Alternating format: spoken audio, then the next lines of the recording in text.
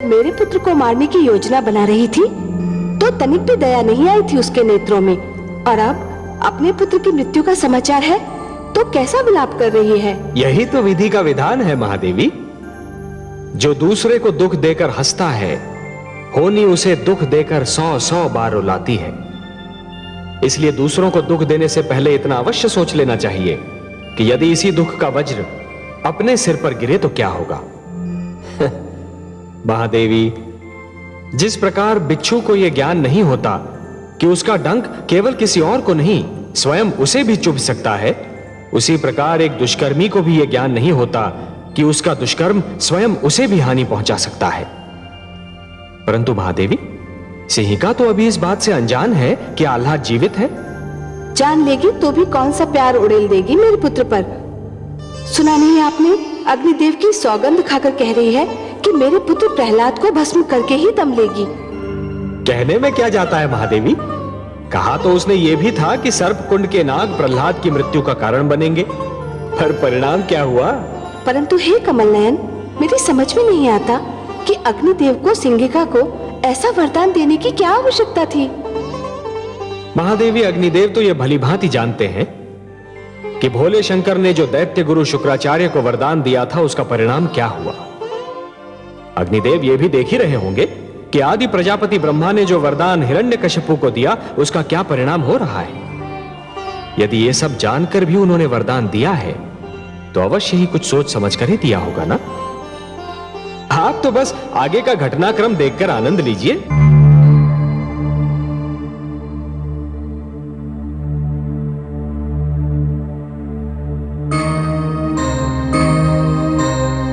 युवराज, आप जीवित हो उठे?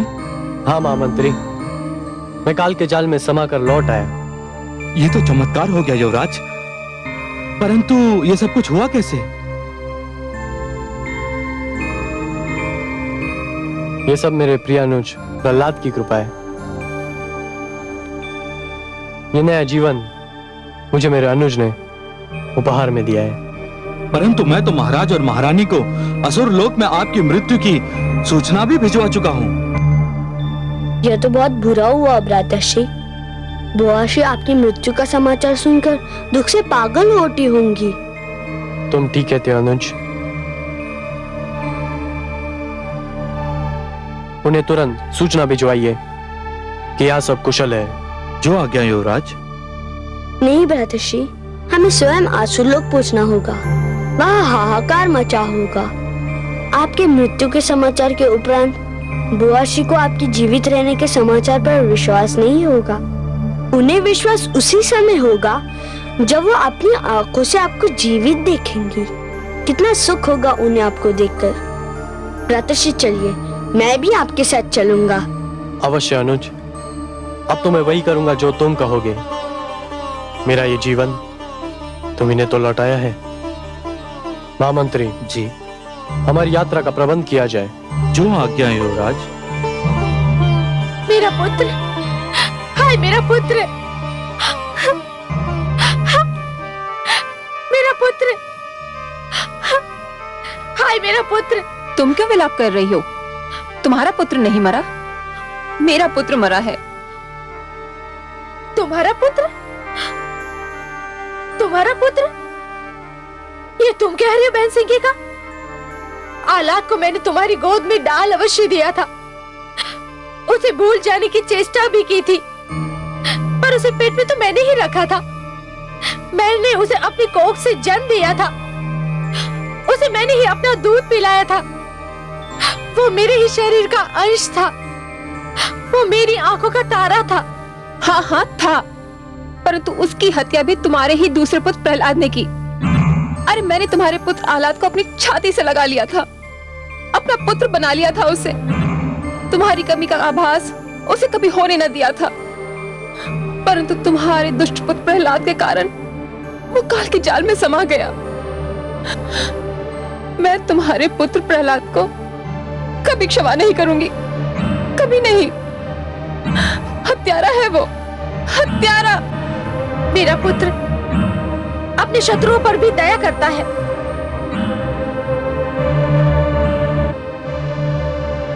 अपने बैरियों का भी आदर करता है, वह कैसे अपने भाई का हत्यारा हो सकता है? पर वो हत्यारा है महारानी, हत्यारा है वो। उसी ने आह्लाद की हत्या की है। हाँ हाँ, उसी ने आह्लाद की हत्या की है। मैं प्रहलाद का सर्वनाश कर दूंगी, मार डालूंगी मैं उसे। मैं उसके शरीर को जलाकर भस्म कर दूंगी। नहीं माते, माते इधर देखो, मैं जीवित हूँ। पुत्र, पुत्र,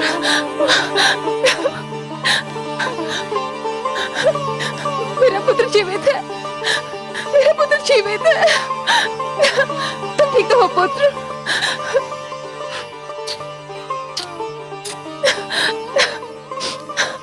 महाराज देखिए, मेरा पुत्र जीवित है, जीवित है मेरा पुत्र।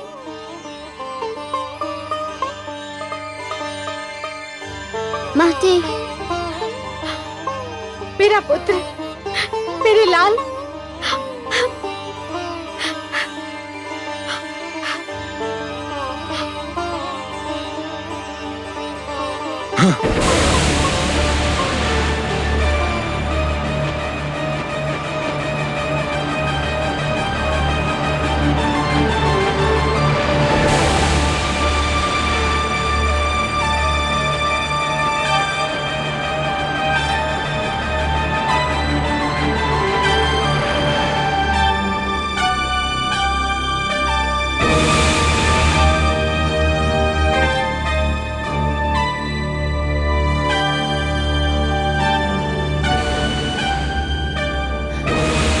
दूर रहे मुझसे दुष्ट। ये आप क्या कह रही है माताश्री?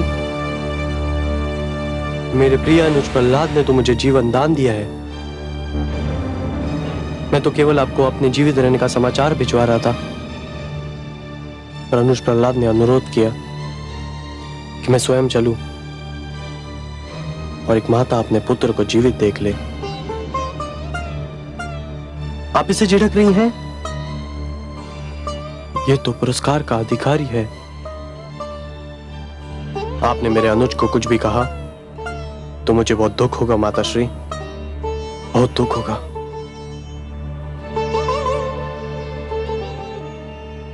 मुझसे भूल हो गई पुत्र। तुमने वास्तव में पुरस्कार योग्य कार्य किया है।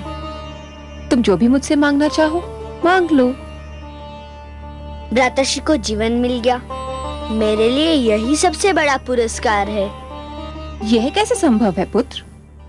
मेरे पुत्र आह्लाद ने मुझसे कहा है तो मुझे तुम्हें कोई ना कोई पुरस्कार तो देना ही होगा ना। तुम स्वयं अपनी इच्छा से कुछ मांग लो तो मुझे भी हर्ष होगा और आह्लाद को भी प्रसन्नता होगी। अब संकोच न करो पुत्र, जो जी में आए वो मुझसे मांग लो।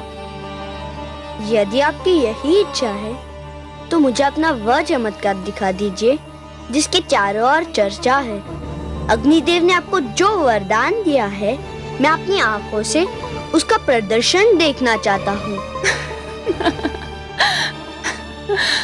कितनी सुंदर बातें करते हो तुम पुत्र।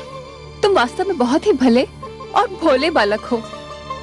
तुम मुझसे कुछ भी मांग सकते थे, परंतु तुम्हारे मन में किसी भी वस्तु का लोभ नहीं। कितनी सुंदर इच्छा व्यक्त की है तुमने।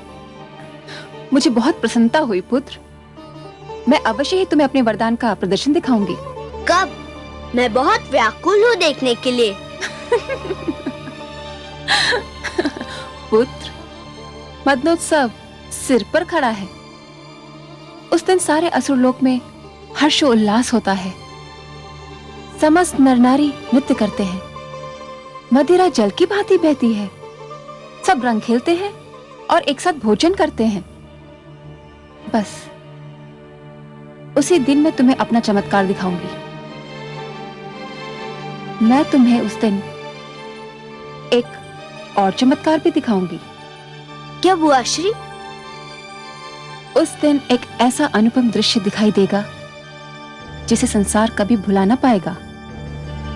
उस दिन का वही विशेष आकर्षण भी होगा। मदनोत्सव की रात्रि मैं तुम्हें साथ लेकर अग्नि में प्रवेश करूंगी। नहीं! आज तो मुझे वास्तव में पुत्र प्रहलाद पर बहुत क्रोध आ रहा है। भोलेपन का ये अर्थ तो नहीं कि कोई जानबूझकर मृत्यु की गोद में जा गिरे।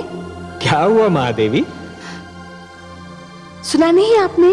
दुष्ट सिंहिका पुत्र प्रहलाद को गोद में लेकर अग्नि में प्रवेश करना चाहती है और पुत्र प्रहलाद ये समझ रहा है कि ये खेल होगा। या वास्तव में सिंहिका उसे कोई चमत्कार दिखाना चाहती है? महादेवी, जिसके मन में खोट नहीं होती वो स्वयं को भी सच्चा समझता है और दूसरों को भी। पर ये तो भूल है कमल नयन, और मुझे भय है कि पुत्र प्रहलाद भी यही भूल कर रहा है। नहीं महादेवी, भूल प्रहलाद नहीं कर रहा है, भूल तो सिंहिका कर रही है। उसे इस बात का विस्मरण हो गया है कि वो एक भूल कर चुकी है, और जिसे अपनी भूल का विस्मरण होता है उसे उसका दंड अवश्य मिलता है। इतिहास रचा ही इसलिए जाता है महादेवी कि आने वाली पीढ़ियां ये देख सकें कि उनके पहले की पीढ़ियों ने क्या भूल की और वो उस भूल को ना दोहराएं। यदि दोहराती हैं तो दंड पाती हैं, दुख झेलती हैं।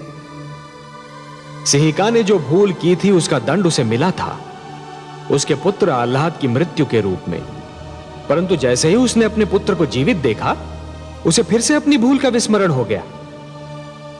इसलिए विश्वास रखिए महादेवी, सिंहिका को अपनी भूल का दंड फिर से मिलेगा। परंतु प्रहलाद को भी तो ये स्मरण रखना चाहिए था कि सिंहिका उसे क्षति पहुंचाने की चेष्टा कर चुकी है। जानता हूं महादेवी, क्षति पहुंचाने वाले को दंड देना तो बहुत सरल है, पर उसे क्षमा करना बहुत कठिन।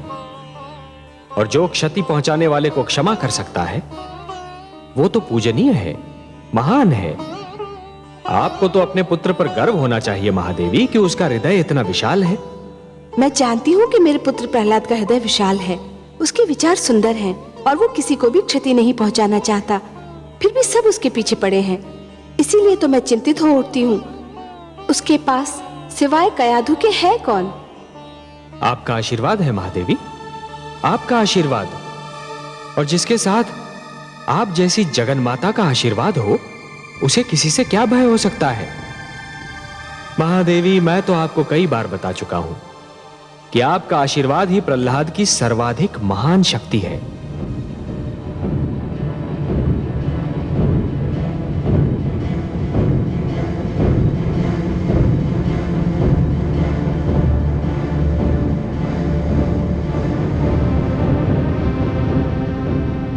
असुर लोक वासियों सावधान, सुनो सुनो, ध्यान से सुनो।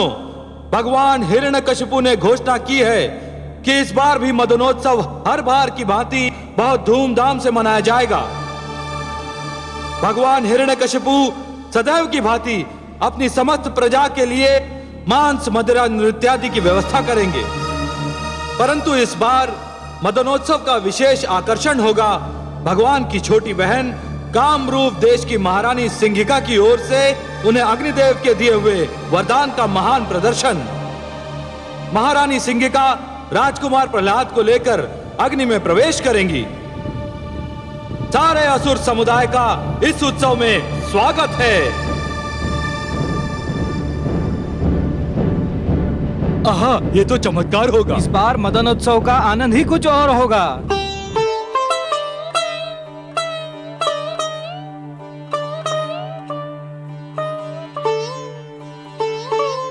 ये कैसा उत्सव है कमल नयन? मांस, मदिरा, हुड़दंग, क्या इसे उत्सव कहते हैं? नहीं महादेवी, इसे उत्सव नहीं, आप असुर संस्कृति के असभ्य प्रदर्शन का नाम दीजिए। उत्सव तो नाम है आनंद की पवित्र भावना का। उत्सव नाम है ऋतुओं के आगमन का। जब प्यासी धरती पर वर्षा की पहली फुहार गिरती है और माटी से सौंधी सौंधी सुगंध उमड़ती है, तब उत्सव मनाया जाता है कि अब धरती की प्यास मिटी, अब खेती लहराएगी, हरियाली नाच उठेगी। जब माथे पर पसीने की नन्ही नन्ही बूंदें फूटती हैं, तब उत्सव मनाया जाता है कि शरीर को कपकपाने वाली शरद ऋतु से पीछा छूटा। जब धूप भली लगने लगती है और समीर का झोंका मन में आह्लाद निर्माण करता है, तब उत्सव मनाया जाता है महादेवी कि झुलसाने वाली ग्रीष्म ऋतु का अंत हो गया। यही तो मैं भी कहती हूँ कमल नयन उत्सव वो है जो आत्मा को शांति दे, जो सारे नगर का जीवन अस्त व्यस्त कर दे, जिसमें मदिरा पीकर सब अपनी सुध बुध खो बैठे। वो उत्सव नहीं, कोरा हुड़दंग है। परंतु मुझे सिंगिका की चालों से चिंता हो रही है। वो मेरे पुत्र को लेकर अग्नि में प्रवेश करना चाहती है। मैं जानती हूँ कि उसके मन में क्या है। परंतु आपके पुत्र के चेहरे पर तो कोई चिंता दिखाई नहीं पड़ती। उसने तो अपनी सारी चिंताएं आप पर छोड़ दी हैं। तो आप भी अपनी सारी चिंताएं मुझ पर छोड़ दीजिए ना महादेवी।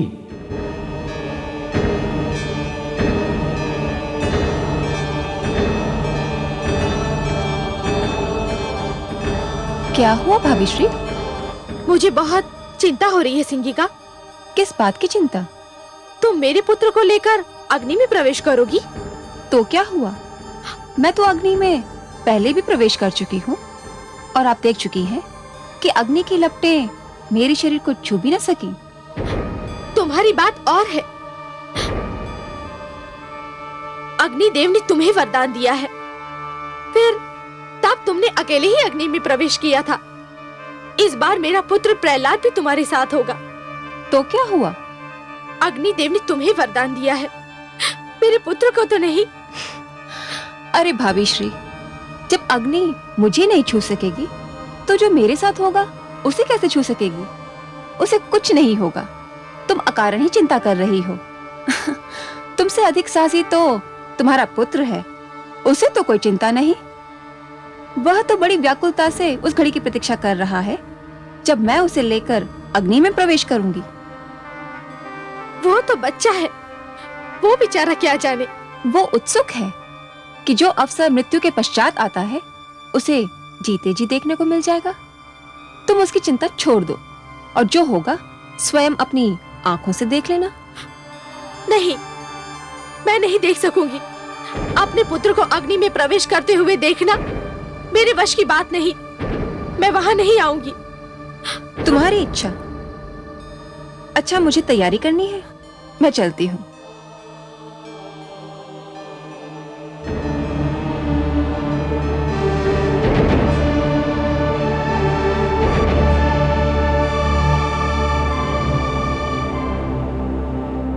माताश्री तुम्हें लेकर अग्नि में प्रवेश करने वाली है। मैं तो एक एक पल गिन रहा हूँ। शीघ्र आए वो घड़ी जब मैं वो चमत्कार देख सकूं। यदि तुम्हें कुछ हो गया तो? बुआ कहती है मुझे कुछ नहीं होगा, मैं उनकी रक्षा में रहूंगा। और तुम्हें विश्वास है कि ऐसा ही होगा? हाँ, अग्निदेव का वरदान है उन्हें। पर तुम्हें तो नहीं है। तुम्हें कोई चिंता नहीं? मैं तो इतना जानता हूँ कि वही होगा जो मेरे विष्णु की इच्छा है। फिर मैं चिंता क्यों करूं? इतना विश्वास है तुम्हें अपने विष्णु पर? इससे भी अधिक। क्या उन्होंने तुम्हें कोई शक्ति प्रदान की है? उन पर अटूट विश्वास ही तो मेरी शक्ति है। जो भी तुम्हारे विष्णु पर अटूट विश्वास रखेगा, क्या उसे शक्ति प्राप्त होगी? अवश्य भ्रातृश्री। संसार में तो सारा खेल विश्वास ही का है। विश्वास ही तो शक्ति देता है। मुझे भी दे सकता है? हाँ हाँ, तुम्हें भी दे सकता है। यदि ऐसा है तो मुझे भी अपने विष्णु पर विश्वास करना सिखाओ।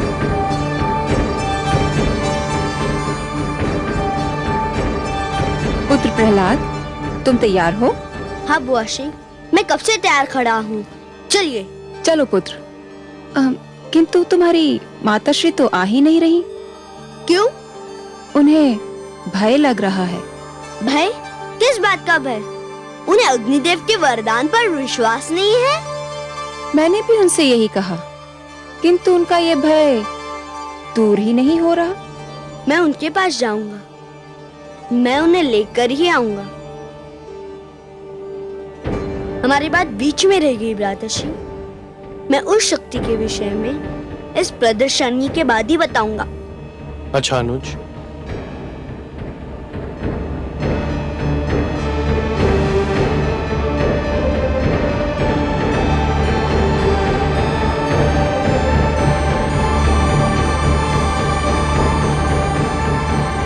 इस प्रदर्शनी के पश्चात तुम्हें किसी से कुछ भी कहने का अवसर नहीं मिलेगा।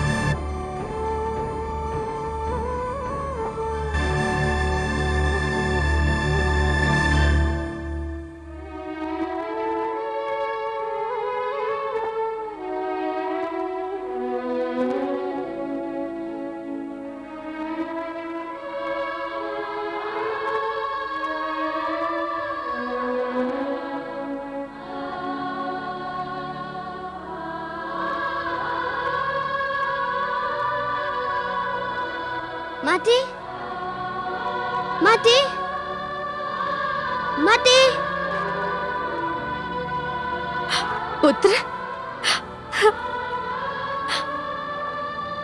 बुआशी कह रही थी कि तुम प्रदर्शनी में नहीं आओगी। हाँ पुत्र, वो सत्य कह रही थी। परंतु क्यों? मुझे बहुत भय लग रहा है। भय? तुम एक साहसी पुत्र की साहसी माता हो ना? केवल माता हो पुत्र, और कौन माता अपने पुत्र को आग की लपटों में घिरा देखेगी? और तू भी तो मूर्ख है। तेरी जिस बुआ ने तुझे सर्पकुंड भेजकर मरवाना चाहा था, उस पर फिर विश्वास कर लिया तूने? मुझे बुआशी पर नहीं, अपने वासुदेव पर विश्वास है। आप क्यों नहीं मेरे विष्णु पर विश्वास करती? करती हूँ पुत्र, करना चाहती हूँ। मैं ये भी जानती हूँ कि तुम्हारे जीवन पर अब तक जितने प्रहार हुए, उन सब से तुम बच निकले। परंतु पुत्र, तुम्हारे विरोधी बहुत ही शक्तिशाली हैं।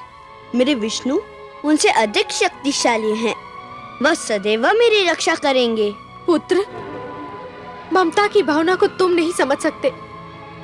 सब कुछ समझते हुए भी मेरी ममता के पांव डगमगा जाते हैं। यह भय पीछा नहीं छोड़ता कि यदि इस बार तुम न बच पाए तो क्या होगा। मैं क्या करूंगी पुत्र? जब ये ध्यान आता है तो मेरी शक्ति टूट जाती है। मैं क्या करूं पुत्र? कहां से लाऊं मैं तुम्हारे जैसी शक्ति? जैसा अटूट विश्वास है मुझे अपने विष्णु पर, वैसा ही अटूट विश्वास आप भी जगा लीजिए। मेरी जैसी शक्ति आपको मिल जाएगी। अब बताइए, आप आएंगे ना चमत्कार देखने? पुत्र, आपको मेरी सौगंध, आपको आना ही पड़ेगा। पुत्र, पुत्र।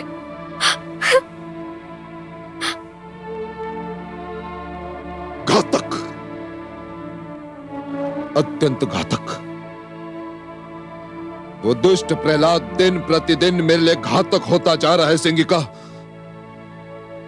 आज तो मुझे भी विश्वास हो गया कि यदि प्रहलाद जीवित रहा तो मुझे भी अपने पुत्र आह्लाद से हाथ धोना पड़ेगा। मुझे प्रहलाद से उसकी बातचीत सुनकर भय लग रहा है भ्राताश्री, कि जिस प्रकार प्रहलाद आपसे विद्रोह कर रहा है, कहीं एक दिन उसी प्रकार मेरा आह्लाद मुझसे विद्रोह न कर बैठे। इसीलिए मैं उस दुष्ट के जीवन का अंत करना चाहता हूं सिंगिका, क्योंकि यदि वो जीवित रहा तो दिन प्रतिदिन मेरे विरोधियों की संख्या बढ़ती जाएगी।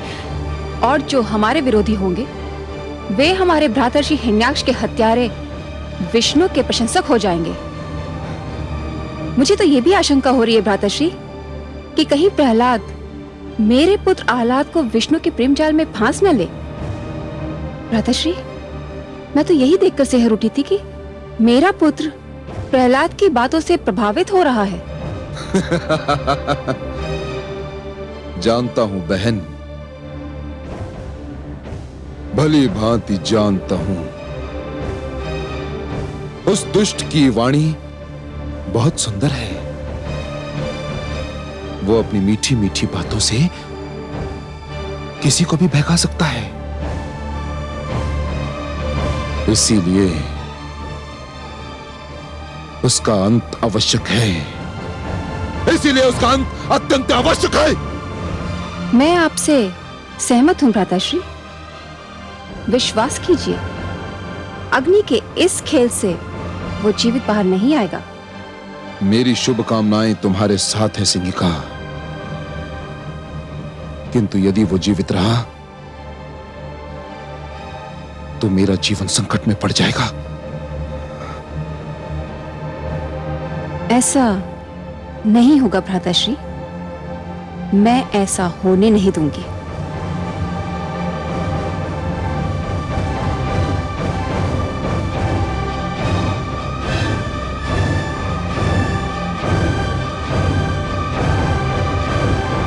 हे कमल नयन, सुना आपने?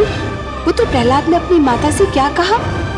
वो कह रहा है कि भक्ति की भावना ही सबसे श्रेष्ठ है, ममता की भावना उसके आगे कुछ भी नहीं। कुछ बहुत अनुचित बात तो नहीं कर रहा आपका पुत्र महादेवी। आप तो इस सत्य से भलीभांति परिचित हैं कि सृष्टि में ईश्वर के अस्तित्व के अतिरिक्त बाकी सब कुछ माया है। मोह माया में फंसना अर्थात अपने जीवन के लक्ष्य को भूलने के समान है। और जीवन का तो यही लक्ष्य है महादेवी कि अपने भीतर छिपी हुई ईश्वरी शक्ति को ढूंढकर बाहर निकालना, अपने भीतर छिपे हुए ईश्वर को ढूंढना। मोह तो भ्रमित करता है महादेवी और फिर भटकाता है, फिर वो मोह चाहे धन का हो या संतान का।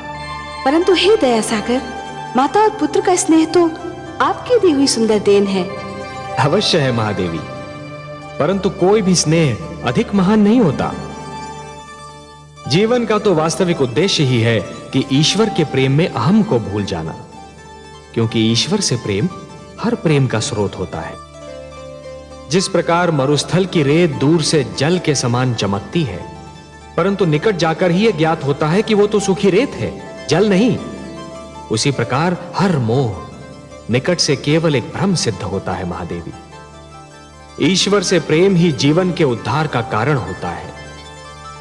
आपका पुत्र कयाधु की ममता से अपना मुंह नहीं मोड़ रहा महादेवी, वो तो केवल ममता की धारा को भक्ति की ओर मोड़ने का प्रयास कर रहा है, क्योंकि वो जानता है कि भक्ति में ही शक्ति होती है। लीजिए, आपके पुत्र की परीक्षा की घड़ी आ गई।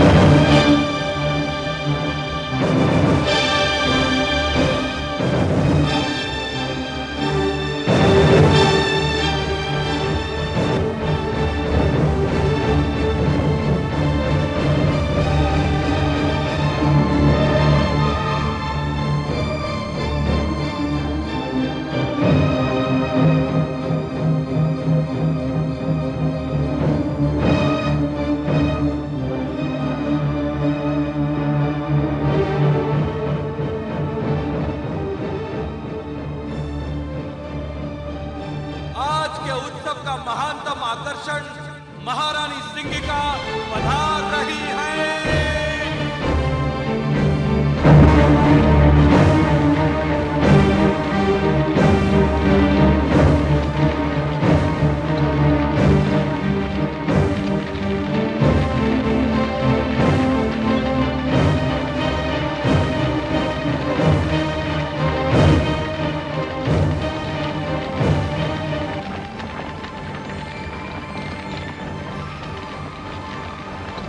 प्रणाम भ्राताश्री।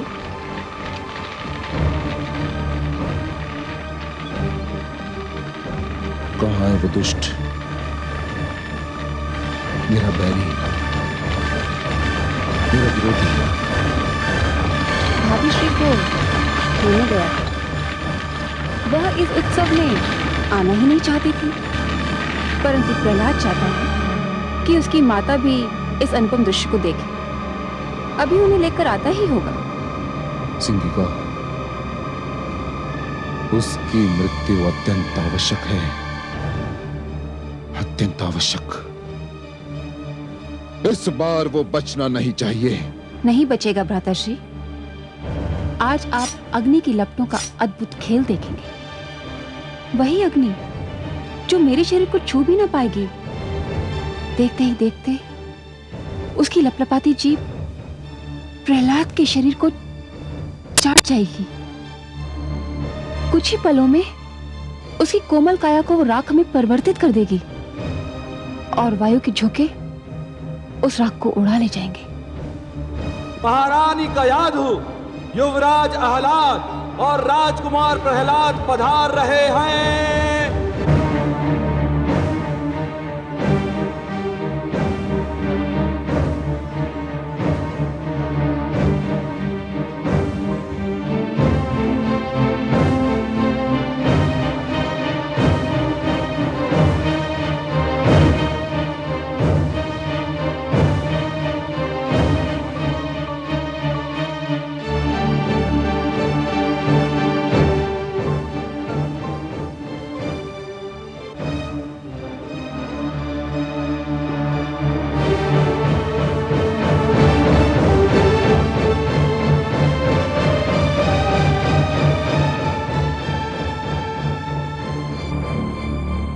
माते, मैं आपके चरण छूकर संसार के मातृत्व के चरण छू रहा हूँ। संसार की सारी माताएं पूज्य है। मुझे आशीर्वाद दीजिए माते। आयुष्मान भव पुत्र, आयुष्मान भव। चिरंजीवी भव पुत्र। चलो पुत्र।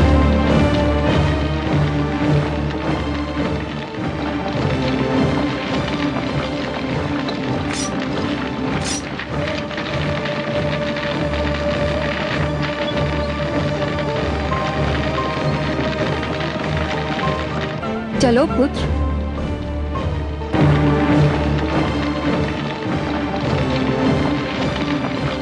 वो घड़ी आ ही गई पुत्र, जिसकी तुम बड़ी उत्सुकता से प्रतीक्षा कर रहे थे।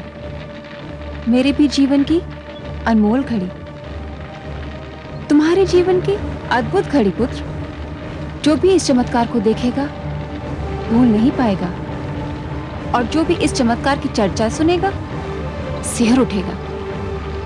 रहते महाप्रलय तक आज की इस प्रदर्शनी की चर्चा रहेगी। चलो पुत्र।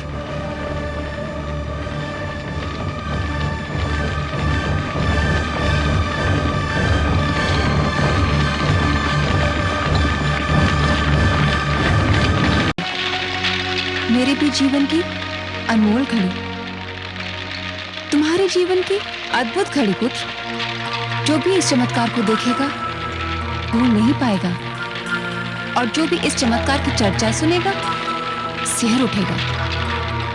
रहते महाप्रलय तक आज की इस प्रदर्शनी की चर्चा रहेगी। चलो पुत्र।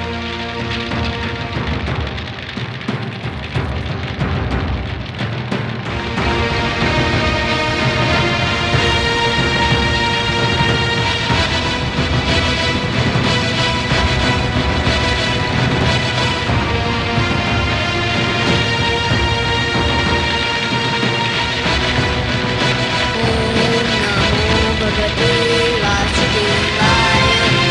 ओम नमो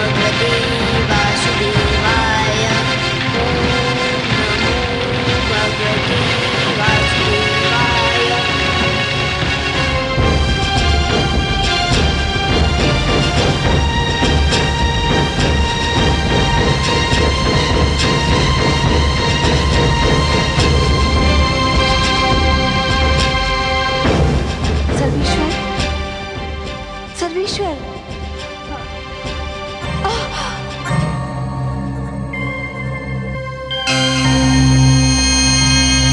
नारायण नारायण।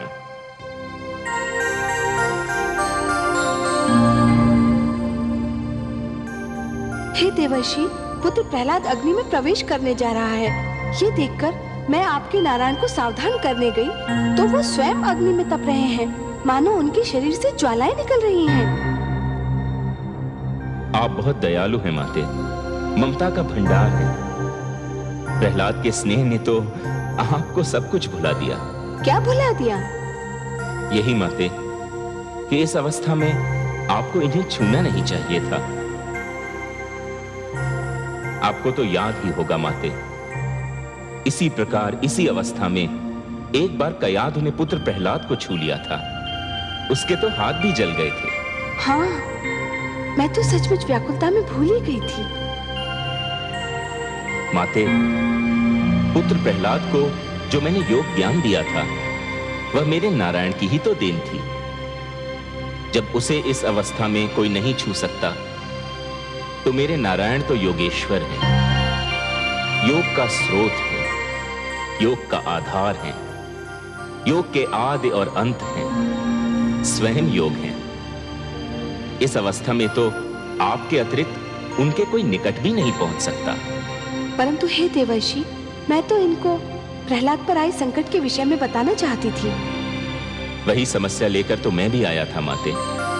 मैं भी यही बताना चाहता था, परंतु नारायण को इस अवस्था में देखकर लगता है कि मुझे मेरी समस्या का समाधान मिल गया, मुझे मेरे प्रश्न का उत्तर मिल गया माते। मेरी तो सारी शंकाएं मिट गईं। नारायण नारायण।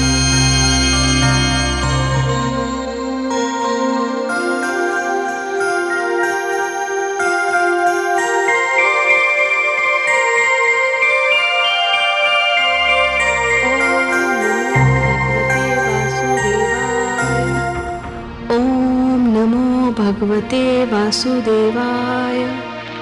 ओम नमो भगवते वासुदेवाय। पुत्र, तुम्हें भय तो नहीं लग रहा है? कैसा भय बुआ श्री?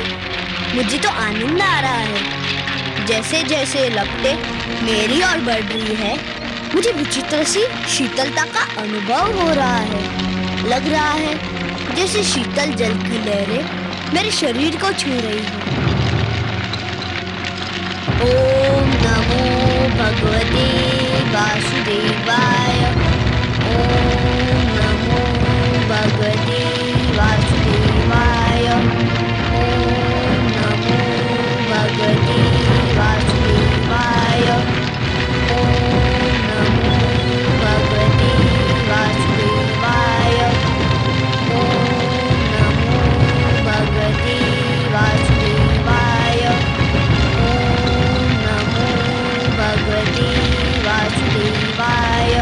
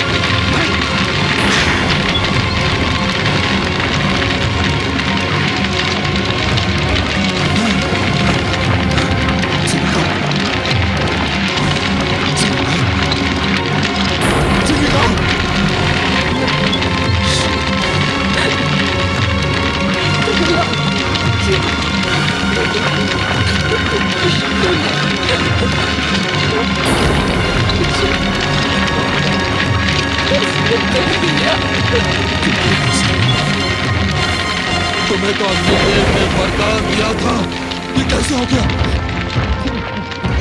प्रहलाद की मायावी शक्तियों ने अग्निदेव के वरदान को मात दे दी। किसके मंत्र की शक्ति के आगे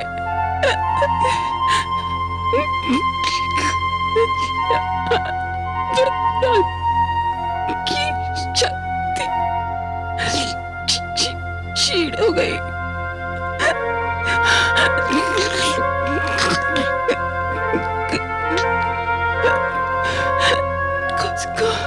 उसका जीवन नहीं छोड़िएगा, जीवन नहीं छोड़िएगा माताश्री। हमको भी मार डालेगा। नहीं,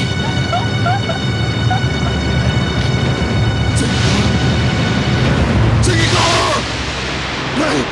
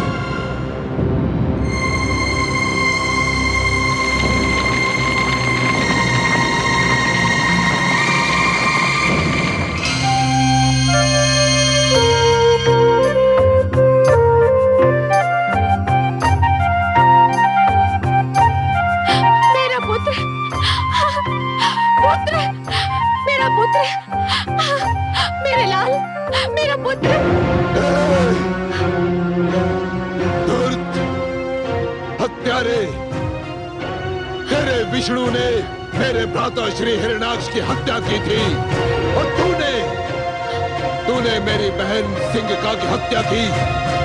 अब चाहे कुछ भी हो जाए, मैं तुझे जीवित नहीं छोड़ूंगा। चल। स्वामी मेरे पुत्र को छोड़ दीजिए। स्वामी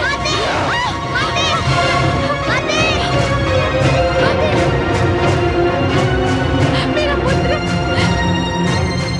मेरा पुत्र।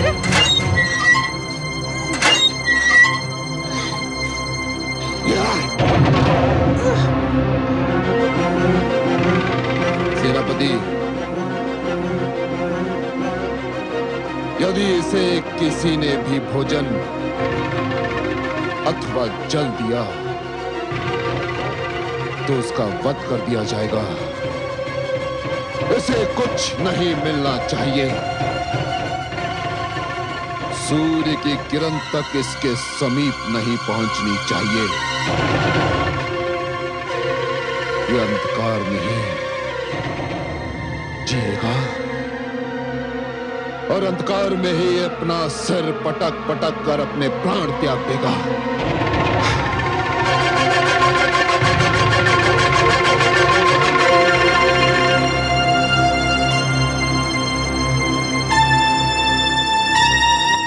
देखा आपने महादेवी, सिंहिका को अपनी भूल का विस्मरण हुआ और उसका दंड भी मिला। हे दया सागर, हे करुणा सिंधु, आपको कोटि कोटि धन्यवाद। आपने मेरे पुत्र की रक्षा की। महादेवी, अग्निदेव ने जो अग्नि प्रज्वलित की थी उसमें सोना भी था और कोयला भी। प्रहलाद सोना था जो तपकर कुंदन बन गया, और सिंहिका कोयला थी जो जलकर राख हो गई। मैं वास्तव में बहुत प्रसन्न हूँ कि अग्निदेव ने सिंहिका को जलाकर भस्म कर दिया। केवल सिंहिका को नहीं महादेवी, सिंहिका के रूप में इस अग्नि ने पाप, खोट, असत्य और अहंकार को जलाकर भस्म कर दिया। इस अग्नि ने तो समस्त संसार के तन मन का सारा मैल जलाकर राख कर दिया। सिंहिका तो जलकर भस्म हो गई, पर अपने पीछे एक इतिहास छोड़ गई। कैसा इतिहास कमल नयन? सिंहिका अग्नि में जलकर होलिका बन गई। उसका सिंहिका नाम भुला दिया जाएगा महादेवी। इतिहास उसे होलिका कहकर पुकारेगा। एक नई परंपरा जन्म ले चुकी है महादेवी। वसंतोत्सव में होलिका को जलाकर पाप का अंत करने की एक परंपरा बन जाएगी। पाप की होली जलाई जाएगी और यह उत्सव मनाया जाएगा रंग खेलकर, गुलाल उड़ाकर। महादेवी, होलिका अब सदा के लिए असत्य की पराजय का एक प्रतीक बनकर रहेगी। परंतु हे सर्वेश्वर, आप देखिएगा, अब हिरण्यकशिपु अपना सारा क्रोध अग्निदेव पर उतारेगा। वो बल खा रहा है क्योंकि अग्निदेव ने सिंहिका को जो वरदान दिया था वो तो असफल हो गया। मुझे अब अग्निदेव से सहानुभूति हो रही है। महादेवी, जिस प्रकार अग्नि इस्पात को गला तो सकती है परंतु जला नहीं सकती, उसी प्रकार हिरण्यकशिपु देवताओं को आतंकित तो अवश्य कर सकता है, परंतु वो उन्हें मार नहीं सकता। इसीलिए तो मैंने मोहिनी रूप धारण करके देवताओं में अमृत बांटा था कि सारे देवतागण जन्म और मृत्यु के चक्र से बाहर निकल आए। महादेवी, सिंहिका ने तो अपनी करनी का फल पाया, उसे दंड मिला, परंतु अग्निदेव को भी इस प्रश्न का उत्तर अवश्य देना होगा कि सिंहिका के चरित्र को जानते हुए भी उन्होंने उसे इतना महान वरदान क्यों दे दिया। और अग्निदेव का वही उत्तर मनुष्य को कर्म का सही मार्ग दिखाएगा। महादेवी, आज फिर मुझे इंद्रलोक में आना पड़ा, इंद्रासन पर बैठना पड़ा, केवल तुम देवताओं को यह स्मरण कराने के लिए कि अभी तक देवलोक का स्वामी मैं हूं। भगवान हिरण्यकशिपु, अभी तक यह आसन मेरा है, मेरा। अभी तक तुम सब मेरे अधीन हो। मैंने तुम सब पर विजय प्राप्त की थी, तुम सब पर। मैंने तुम्हारे अहंकारी सिर अपनी शक्ति से झुकाए थे, अपनी शक्ति से झुकाए थे मैंने। अग्निदेव, कहाँ हो तुम? सामने आओ।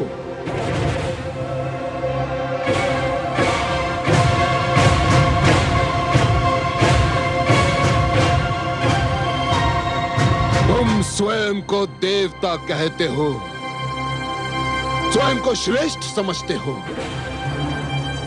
धिक्कार है तुम्हारे देवता होने पर, धिक्कार है तुम्हारी शक्तियों पर, धिक्कार है तुम्हारे वरदान पर। क्या लाभ है तुम्हारे देवत्व से? क्या लाभ है तुम्हारे वरदान का? अग्निदेव, तुमने मेरी बहन सिंहिका को वरदान दिया था कि अग्नि उसे क्षति नहीं पहुंचा सकती, किंतु तुम्हारा तुच्छ और क्षीण वरदान परीक्षा का पहला आघात भी सहन न कर सका, पहला आघात भी नहीं। और मेरी बहन जलकर भस्म हो गई, केवल तुम्हारे कारण अग्निदेव, केवल तुम्हारे कारण। मेरी बहन ने तुम्हारी उपासना की थी और तुमने यह फल दिया उसका। अग्निदेव, यह फल दिया। हे असुरराज, मैंने वरदान देते समय सिंहिका को चेतावनी दी थी। कैसे चेतावनी? मैंने उसे सावधान कर दिया था, इस वरदान का दुरुपयोग न किया जाए, नहीं तो यह अपना प्रभाव खो बैठेगा। मैंने सिंहिका की तपस्या से प्रसन्न होकर उसे यह वरदान आत्म सुरक्षा के लिए कवच के रूप में दिया था। इसे शस्त्र के रूप में किसी का वध करने के लिए नहीं। सिंहिका ने इसे अपने कवच के स्थान पर प्रहलाद की हत्या करने वाला शस्त्र बना लिया और वह प्रभावहीन हो गया।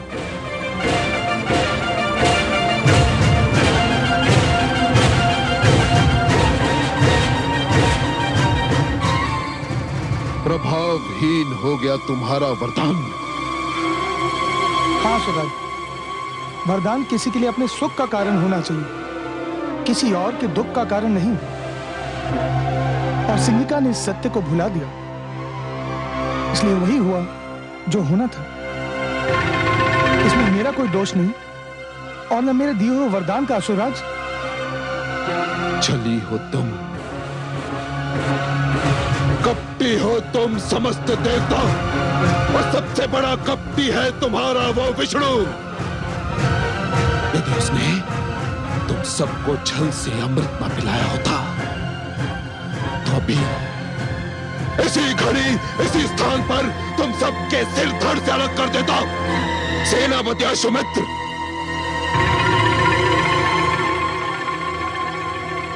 आ गया भगवान। ले जाओ इन समस्त देवताओं को और डाल दो इन्हें कारागार में, जहां ये भी प्रहलाद की भांति अन्न और जल के लिए तरसते रहे, आजीवन सड़ते रहे। ले जाओ। आपकी आज्ञा का पालन होगा। सैनिकों, ले चलो इन देवताओं को। ठहरो, ऐसे नहीं, वैसे ले जाओ जिसके ये देवता योग्य हैं। भेड़ बकरियों की भांति हाँकते हुए ले जाओ इन्हें। चलो। हाँ, चलो।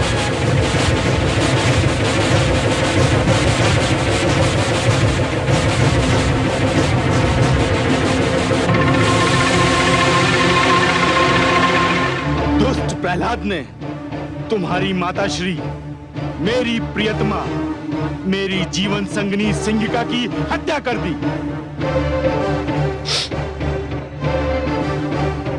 मेरा मन ये मानने को तैयार नहीं पिताश्री। क्यों? क्या तुमने अपनी आंखों से उन्हें विवशता से तड़प तड़प कर जलते और मरते नहीं देखा? देखा था पिताश्री, देखा था, परंतु अग्नि में तो उन्होंने पहले भी प्रवेश किया था और आप ही कहते थे कि उन्हें कभी तनिक सी भी क्षति न पहुंची थी। फिर इस बार अग्निदेव का दिया हुआ वरदान असफल क्यों हो गया पिताश्री? इसलिए कि इस बार वो अकेली नहीं थी, प्रहलाद भी था उसके साथ। प्रहलाद के पास मायावी शक्तियां हैं। वो सिंहिका का वध करना चाहता था। उसने अपनी मायावी शक्तियों से उसका वध कर दिया। वो हत्यारा हमारे समस्त कुल का बैरी है। यदि ऐसा होता पिताश्री, तो वो मेरा जीवन क्यों बचाता? मुझे तो नाग ने डस लिया था। उस समय तो प्रहलाद मेरे निकट भी नहीं था। वो हमारे कुल का बैरी होता पिताश्री, तो मेरे मृत शरीर के पास आता ही क्यों? परंतु वह आया। उसने अपने विष्णु से मेरे जीवन की भिक्षा मांगी और मैं फिर से जीवित हो गया पिताश्री, फिर से जीवित हो गया। उसने तुम्हें सम्मोहित कर दिया है। तुम्हारे मस्तिष्क पर उसने नियंत्रण पा लिया है। तुम वही सोचोगे जो वो चाहता है कि तुम सोचो, तुम वही करोगे जो वो चाहता है कि तुम करो। ये भी उसकी मायावी शक्ति का प्रभाव है। परंतु अपनी प्रियतमा, अपनी पत्नी सिंहिका की सौगंध, तुम्हारी तर्कसंगत बातें भी मुझे उससे सिंहिका के वध का प्रतिशोध लेने से नहीं रोक सकती। मैं अपनी मायावी शक्ति से उसकी मायावी शक्ति को चकनाचूर कर दूंगा। वो मूर्ख नहीं जानता कि कामरूप नरेश विप्रचिति कौन है, क्या है।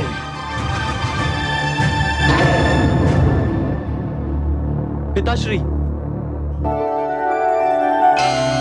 नारायण नारायण।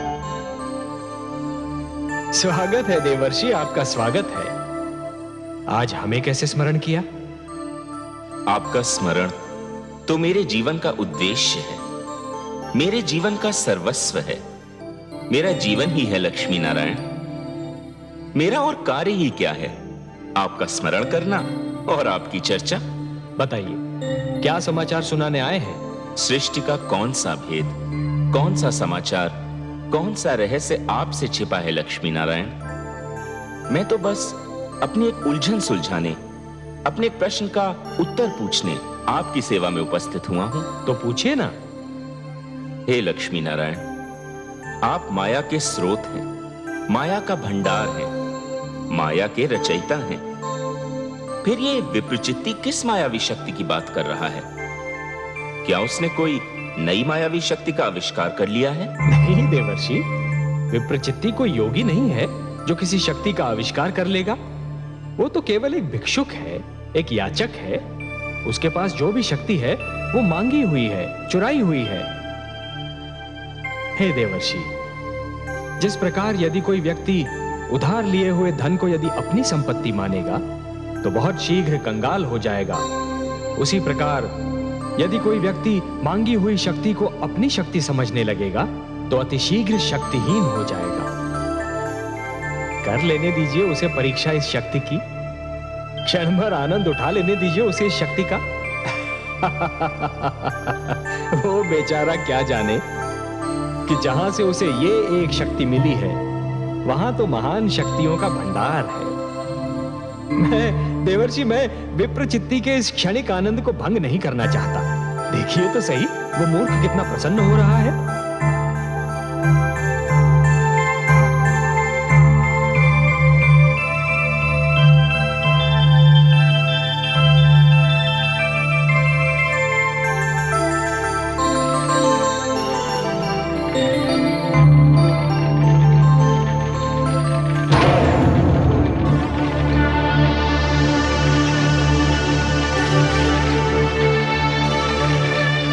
बुआश्री, आप? प्रणाम। मुझे बुआश्री की मृत्यु का बहुत दुख है।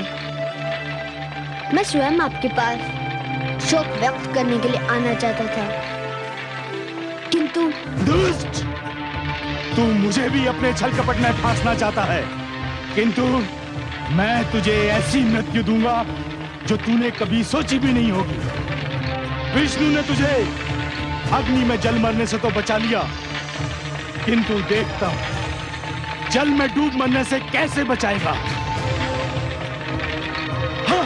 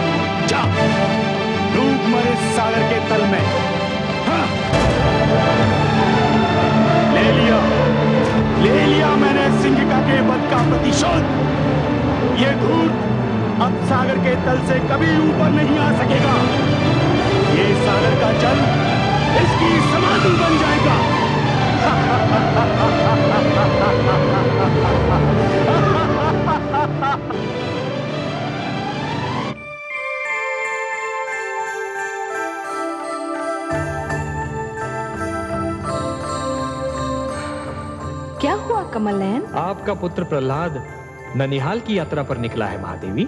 ननिहाल की यात्रा? कहाँ? आप भूल गई महादेवी, इस बार आपने सागर पुत्री के रूप में जन्म लिया है, तो सागर आपके पिता हुए और उनका घर प्रहलाद का ननिहाल ही तो हुआ। विप्रचित्ती प्रहलाद को सागर में फेंकने निकला है। पिताश्री नहीं जानते कि प्रहलाद को मैंने अपना पुत्र माना है। कुछ अनर्थ ना हो जाए, उसकी रक्षा कीजिए प्रभु। जैसी आपकी इच्छा।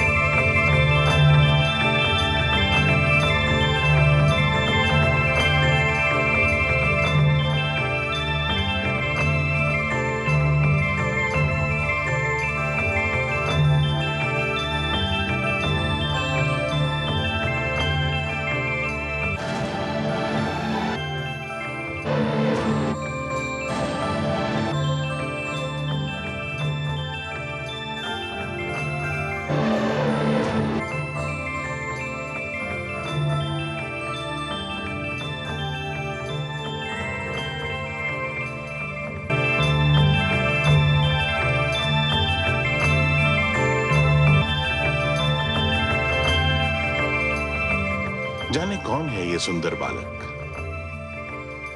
मुख पर इतना तेज कि आंखें नहीं ठहरती। कैसी मीठी निद्रा में सो रहा है वो। फिर उसे जगाकर पूछना भी तो उचित नहीं होगा ना। जाने कैसे सपने देख रहा होगा।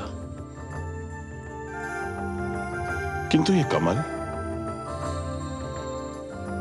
हमसे कह रहा है कि निश्चित इस मनमोहक बालक का संबंध हमारे जामाता श्री हरि विष्णु और पुत्री लक्ष्मी के साथ है। कमल जो हमारे जामाता के हाथ की शोभा भी है और पुत्री लक्ष्मी का आसन भी।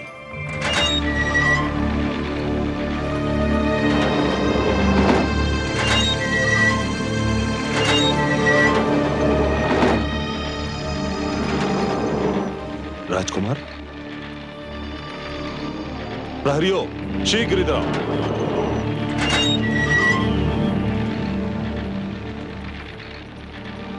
राजकुमार कहां गए? श्रीमान अभी तो यही थे। किसी ने कारागार का द्वार खोला था? नहीं श्रीमान, जब से भगवान हिरण्यकश्यप ने राजकुमार को यहाँ बंदी बनाया है तब से द्वार खोला ही नहीं। जाने क्या रहस्य है। मुझे तुरंत भगवान को इसकी सूचना देनी होगी।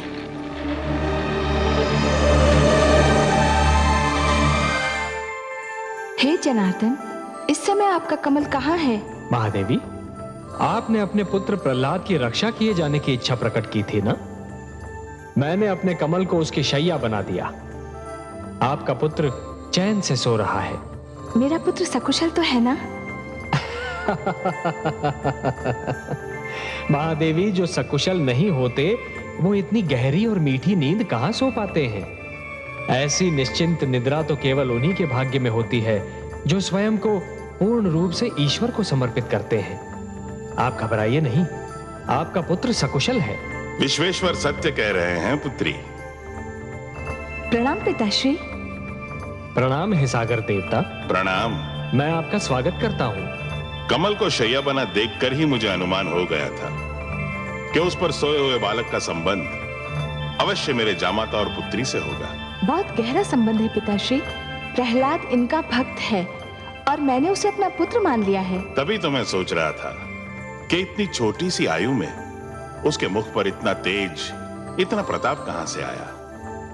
अब ज्ञात हुआ कि ये उसकी भक्ति भावना और तुम्हारे प्रेम का चमत्कार है। वो इस समय कहाँ है पिताश्री? अपने ननिहाल में है। नानी नाना के पास आया है। समस्त सागर संसार उसके अतिथि सत्कार में जुटा हुआ है।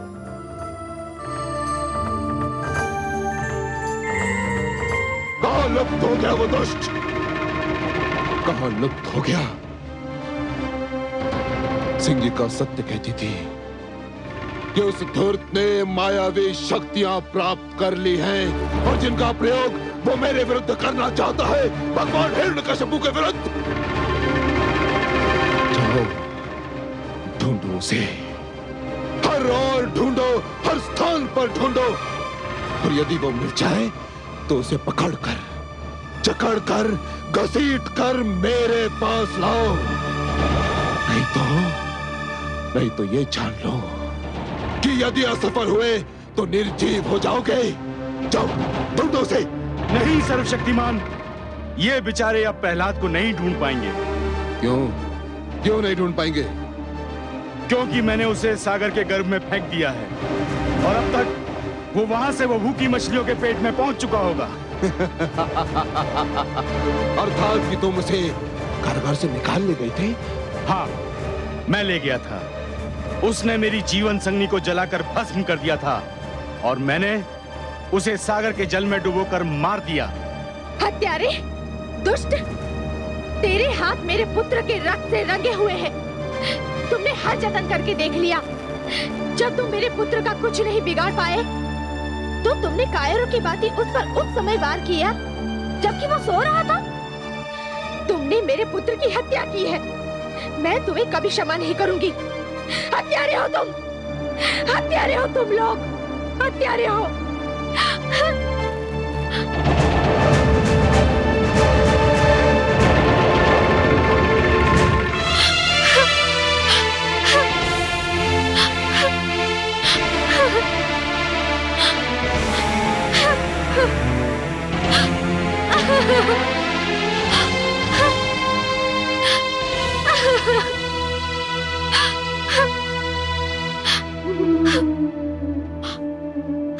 हे समुद्र देव, मैं आपसे अपना पुत्र वापस लूंगी।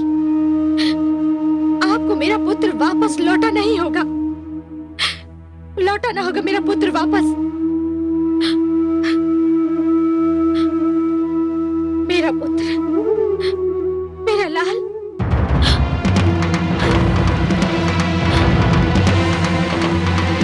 मेरा पुत्र, मेरा लाल। हाय मेरा पुत्र, मेरा पुत्र, हाय मेरा पुत्र,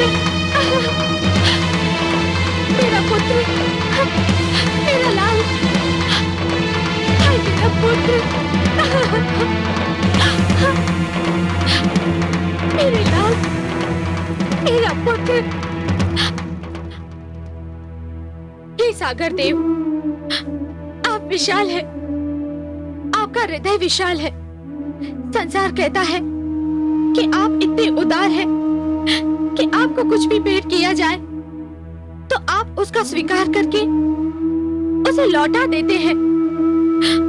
हे सागर देव, दानवराज कामरूप नरेश विप्रचित्ती ने मेरे पुत्र प्रहलाद को बलि के रूप में आपकी गोद में फेंक दिया है। एक दुखियारी माँ की पुकार सुन लीजिए सागर देव। मेरे पुत्र प्रहलाद को आपकी गोद से निकालकर मेरी गोद में डाल दीजिए। एक माँ की गोद सुनी है सागर देव। एक माँ अपने पुत्र के जीवन की भीख मांग रही है। हे सागर देव, मुझे मेरा पुत्र लौटा दीजिए, मुझे मेरा पुत्र लौटा दीजिए, मुझे मेरा पुत्र लौटा दीजिए।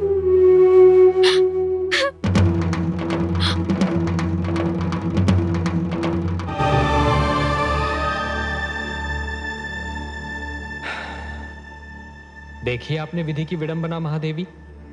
पुत्र अपने ननिहाल में चैन की नींद सो रहा है और अनजान माता समुद्र की लहरों से उलझ रही है। ममता इसी का तो नाम है कमल नयन। पुत्र भले कितना ही सुखी हो, परंतु यदि माता की आंखों से ओझल हो तो माँ को पल भर भी चैन नहीं पड़ता। वो तो पुत्र का मुख देखकर ही जीती है।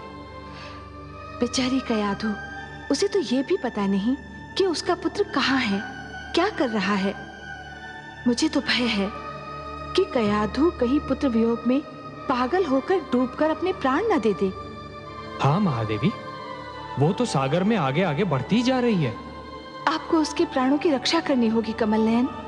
महादेवी, सागर तो आपका मायका है, मेरी तो ससुराल है, और ससुराल में अपने अधिकारों और शक्तियों का प्रयोग मुझे अच्छा नहीं लगता देवी। देखिए, पिता के घर पर तो पुत्री का अधिकार होता है, इसलिए वहां हस्तक्षेप का कष्ट तो आप ही को करना होगा देवी।